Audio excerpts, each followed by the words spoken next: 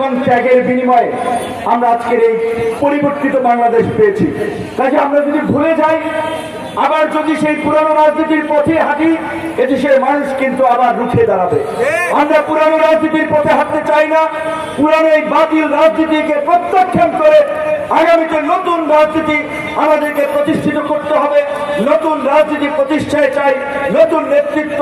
যেই নতুন নেতৃত্বের স্লোগান নিয়ে 2021 সালে গণ অধিকার পরিষদের যাত্রা শুরু হয়েছিল।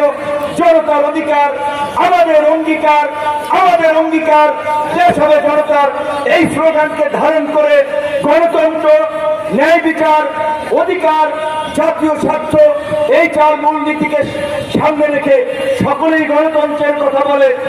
কিন্তু আমাদের নিকট অতীতের যে অভিজ্ঞতা, যারাই ক্ষমতায় যায় তারাই ক্ষমতাকে কুক্ষিগত করার জন্য স্বৈরাচার হয়ে ওঠে।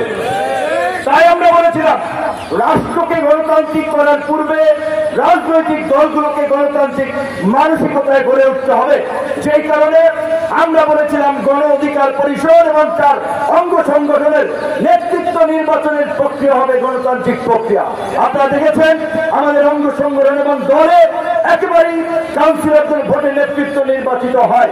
এই দেশে আমরা যদি ন্যায় বিচার প্রতিষ্ঠা করতে পারি, ইনসাফ প্রতিষ্ঠা করতে পারি, সমাজে কোনো অন্যায়, অবিচার, লুটপাট, দুর্নীতি চলবে না। সেজন্য আমরা 2 নম্বরে ন্যায় বিচারকে আমাদের মূল নীতিতে অন্তর্ভুক্ত করেছি। আমরা